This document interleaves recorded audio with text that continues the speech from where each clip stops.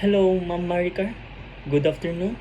My name is Cesar D. Sanguines, and this is my speech delivery in the PC. So, the title is why we cannot wash our eyes. So, one evening, after a long and emotionally exhausting day, I found myself in front of the bathroom mirror. My reflection revealed the weight of my worries, yet faint traces of smile struggled to break through. As I gaze into my eyes, I realize how much they hold tears, happiness, and memories. Unlike unlike other parts of body, our eyes are never truly closed in the same way.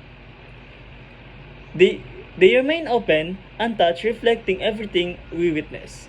So in that moment, I understood how much of life is absorbed and experienced through our eyes. Silently speaking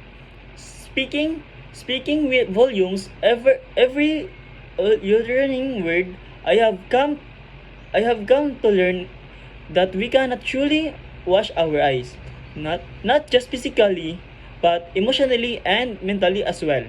They are too dedicated to scrub cleans, so vulnerable to life emotions, and too deeply tied to our memories to ever completed refresh.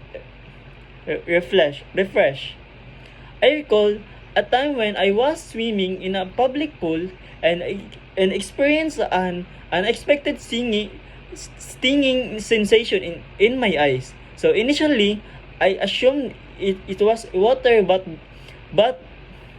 irritation quickly insulted to reduce. And that's all of my um, speech delivery. Thank you.